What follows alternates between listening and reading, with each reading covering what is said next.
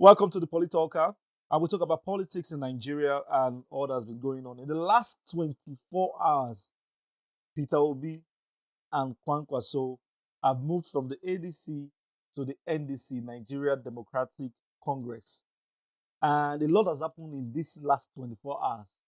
There's been rumors of defections. There have been rumors of unregistered or badly or poorly registered party. There's been issues. There's been don't go to court. There's been don't come and scatter our party and so on. What do you have to say about this new occurrence? Okay, so first of all, before we start, I think I want to laugh for a minute. When I was young, I had this toy my father bought for me. I don't know if you still have it. It's called Laughing Jackass. Oh, It's called a Laughing Jackass. All you do is just fix your batteries and you press a button.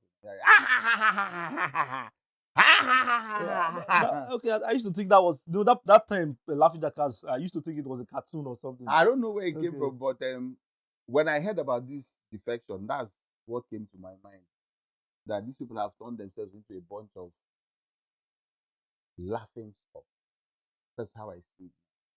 So, secondly, again, I would like to say that Netflix, I don't know how we can get in touch with Netflix, but I think we should invite Netflix To turn this whole thing to a series. It's a comedy, yeah. A comedy It's series. a comedy series. Yeah, that's what we're seeing. ADC is a comedy series, and now they have extended it to NDC. Now, let's come to the serious stuff. I said it a long time ago. I wish we could play back my video. But these are your where predictions. I told you that Peter Obi will not be given the ADC ticket, and people came for me. Yeah, you predicted that. There was nothing people didn't say. I didn't respond because I like dealing with serious issues. From day one, Peter Obi should have known that he will not be given the ADC ticket. Who formed ADC? The new ADC, the alliance, the coalition. Atiku, El Rufai, Rotimi Amechi, and some others formed the coalition. They were already working. Before, I don't know who invited Peter Obi. Peter Obi went to Kanu to meet with KWANKWASO, and the next thing, they said they were all in ADC. And the next thing, people started singing, okay, Obi KWANKWASO. And I keep telling Nigerians that we on should someone not else's fall. mandate. Exactly. We should not fall for this a second time. This story of I have no shoes, I can carry my bag, I can sell food. I saw Rotimi Amechi eating corn. He does that every election. Last time, eating corn, and the woman came down from her car. Rotimi Amechi is now working inside market sharing flyer. To prove what? But I mean, Rotimi Amechi that is does not what Nigeria is all about. Nigeria is not about you selling that to us, that you can eat corn. Why wouldn't you be able to eat corn? Are you not a Nigerian? Is there any Nigerian that cannot eat corn? Is there any Nigerian that cannot walk on the street? Who was Rotimi Amechi before politics? Who was Rotimi Amechi before politics? Who is your father? You understand? So you're come and show us that you can eat corn. Peter Obi showing us that he can carry his bag, that he's an economist and things like that. That is not what we're looking for. And listen, I'm talking to Nigerians now. Men who cannot come together and resolve issues. Men who cannot come together and be serious. Men who cannot compete. Peter Obi cannot compete. Peter Obi has failed to compete. And that's why he keeps jumping from one party to the other. You said he has never won primaries. He or he has never even participated. He has never won any primaries before. Or even participated. Never. I don't know about participation. Okay. I don't know how Ojukwu gave him the ticket for ABGA, but there was no primary. But I don't know if it's the constitution or if it's in inter-party or if it's under INEC regulations, that the two ways somebody can emerge as a candidate of a party is either by consensus or by primary. What is consensus? That whole by consensus is propaganda. That whole by consensus is for people who have hijacked parties. So unfortunately in Nigeria, apart from the APC, apart from the PDP, the other party structures have been hijacked. For every party in Nigeria now, apart from APC and PDP, you find out that one man is in control of the party. Otherwise, how will Peter Obi get to NDC and suddenly he's been given the ticket? Dixon has offered him the presidential ticket already. How come? How come overnight you're joining a party? You have not just joined the party, you're joining the party as a presidential candidate. It shows the same thing. The same thing they are crying about is what they are doing. They are saying Bola Ahmed Tinubu wants to turn Nigeria into a one-party system. They are saying Bola Ahmed Tinubu has hijacked the APC and is using the APC as his machinery to achieve what he wants. But that's the same thing you guys are doing. So what your problem is that you have a man who will beat you on all fronts. That's why you are complaining. You're not complaining because you're truly a Democrat. You are complaining because this man does whatever you want to do better than you. But one thing I want us to establish is that Peter Obi has not broken any political law by moving from a party he sees. What greater political law unwritten to be broken than a man who jumps from one party to the other? The minute you come to a party and they say, no, we want to do primaries, come and compete, you move. Peter Obi is not willing to contest for anything. I read this. Peter Obi is hoping that a party will hand over the ticket to him as their presidential candidate, and that Nigerians will gather and make him president. What sort of president is he going to be? Yeah, according to what I read yesterday, I saw his tweet yesterday after, or when he was announcing his the campaign from the NDC. He said things about, things need to be done properly. Let's assume, I'm assuming now that he's talking about primaries, that maybe he believes that primaries should be done in a certain way without dollarization. By that I mean what is dollarization? You have they held the primaries? They have not. Nobody has held primaries already. So why are you leaving? Okay, you have said primaries should be held without dollarization. Fine. Why are you leaving? You are leaving because INEC has given ADC the go-ahead, right? Supreme Court, rather, has given ADC the go-ahead. And Atiku is saying he will contest. Rotimi Amechi is saying, check me out, check Peter Obi out. If Peter Obi was a better governor than myself, let him take the ticket. I will support him. What else does he want? If Rotimi Amechi could come out and say, check me out, check Peter out, whoever you feel is the better candidate, we will support the person. Why are you not still complaining about dollarization? You don't even want to be checked out. The same Rotimi Amechi said, even though Atiku was never a governor, Atiku was a vice president. Check him out as a vice president. And check everybody out. Whoever you feel is the most suitable for this position, we will all support. That's the right thing to say. Same thing Atiku is saying. Atiku is saying, let us contest. The only thing they have said, or they have not done yet, is zoning. Peter Obi is hoping that they will come together and say, we're zoning presidency to the southeast. And as we're zoning presidency to the southeast, we're bringing out Peter Obi as our presidential candidate. Then he will be happy. Then on the day of election, obedience will come out and tell every Nigerian that if you don't vote Peter Obi, you are a bastard. If you don't vote Peter Obi, you are a fool. And we're going to stop you. We're going to fight you. We will kill if you don't vote Peter Obi. And then after that, INEC will come and say, Peter Obi is the one that everybody should follow. He's our president. And Bola Ahmed Tinubu will come and say, oh, Peter Obi, come to the villa. What are you moving in? Come and sit here. You are now the president. That's what he's hoping for in this Nigeria, where problem is like Kilishi. And that's talking about problem.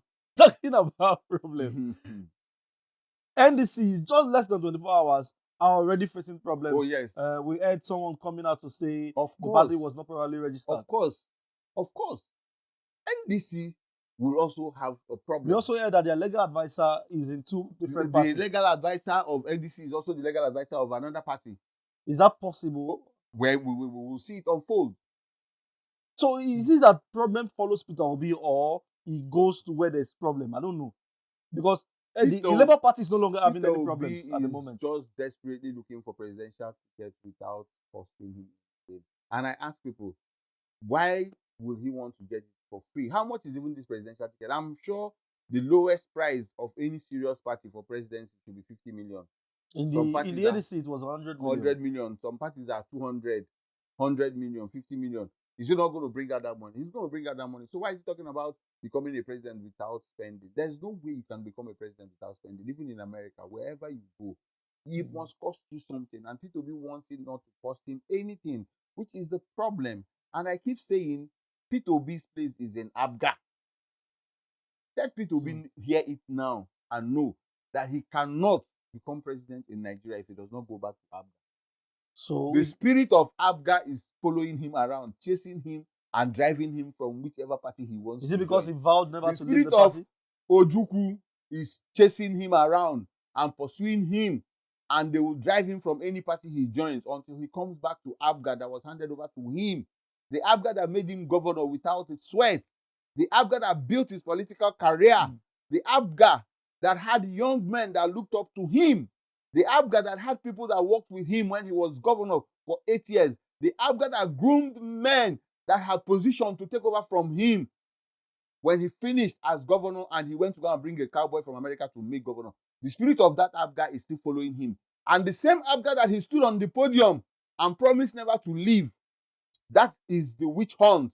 That is what is following him about. Let him go to NDC, let him go to ADC, let him go to PDP. If he likes, let him even join APC.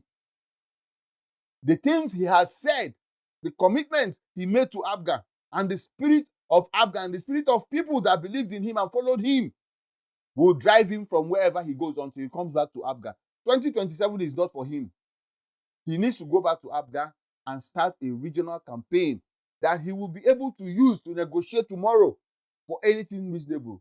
Yes, we know he's an economist. Yes, we know that he's prudent. Yes, we know that he's a decent man. Those things you cannot take away from him. But he is not qualified to rule Nigeria. He's not qualified to be the president of Nigeria because he cannot handle the issues that we have in this country. He cannot handle any of them. He's going about bragging about how he secured Anambra State. Can you secure the North? He has said that if he becomes president, he's going to start from the North. But he won't even be president, not to talk about starting from the North. He will not be able to dismantle the monster up north. He can't. When he's not even able to resolve small issue in ABGA in Anambra State, when he's not even able to call to order or resolve the issue between him and the governor of Anambra State, how can he handle Nigeria? When he has decided that each time he joins any party and there's a bottleneck, there's a problem, there's any challenge, he leaves.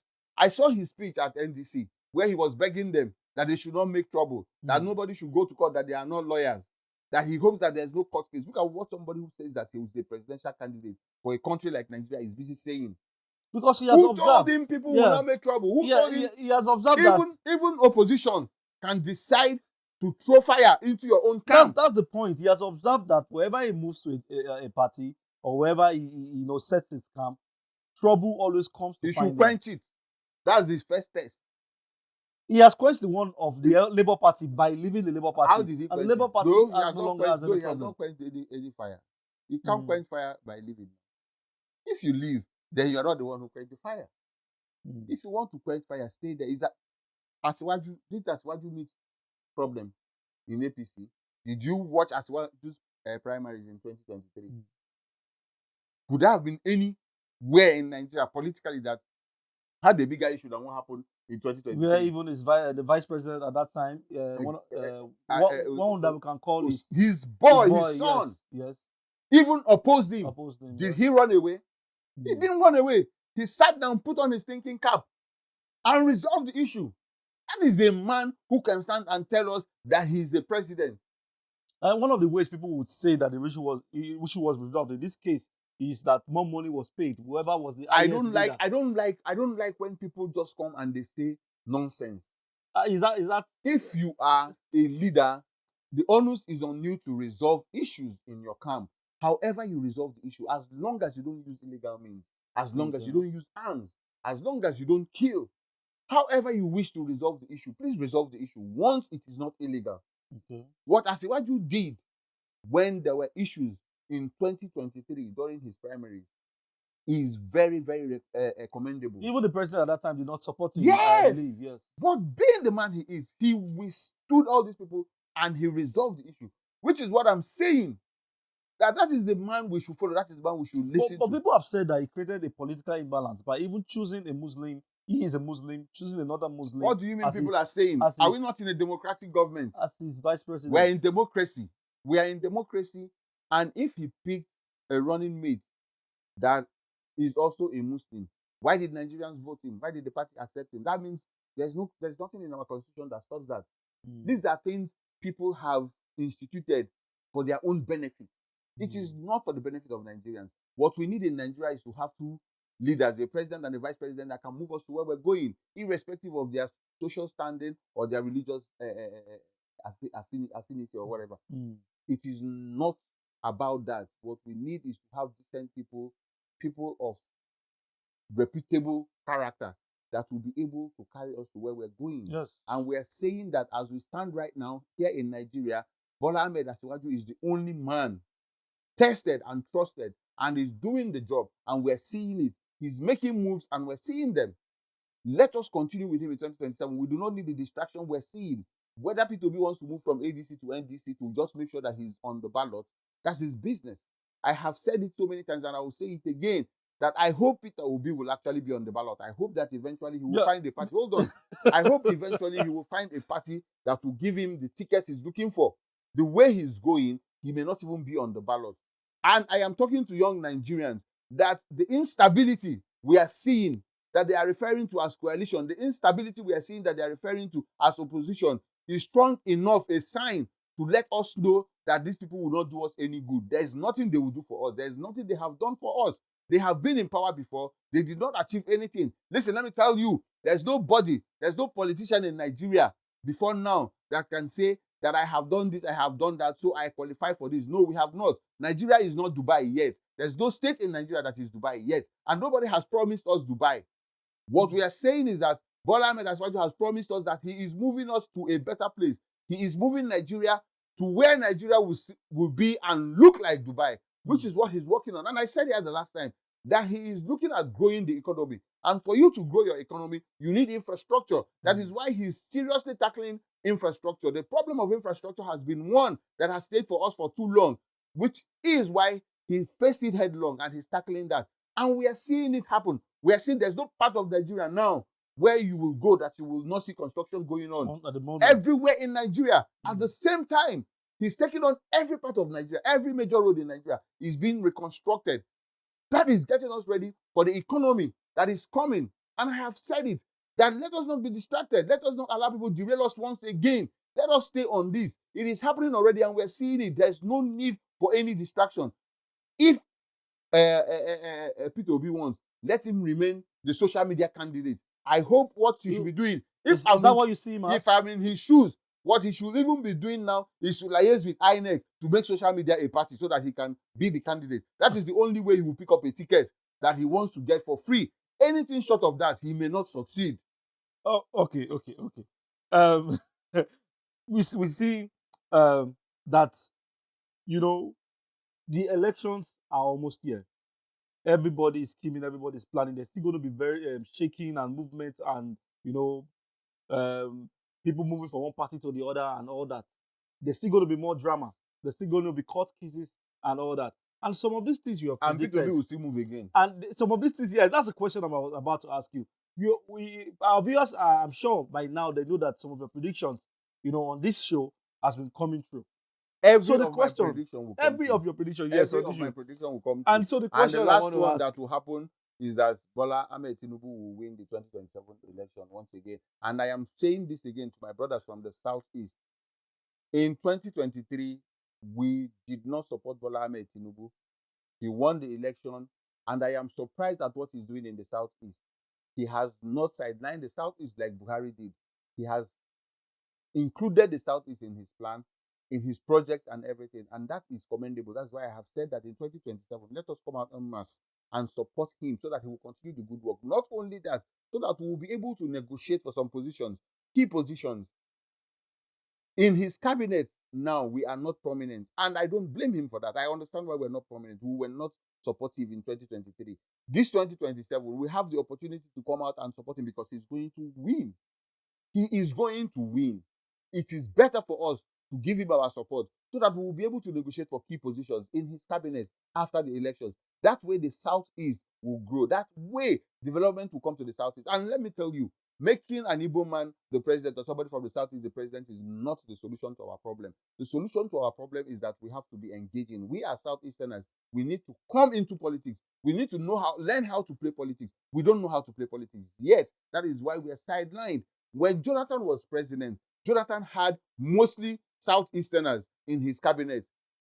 Most of the key positions during Jonathan were occupied by Southeasterners. What did they do for the Southeast? Nothing. The Stella Oduas of this world, the Soludos of this world, the Ibe Kachukwu, Okonjo-Iweala, and the rest of them. They were major players in Jonathan's cabinet. They were people that could walk into Jonathan's office without knocking on the door. Even Peter Obi. They represented Southeast. Peter Obi was also an economic advisor to President Jonathan.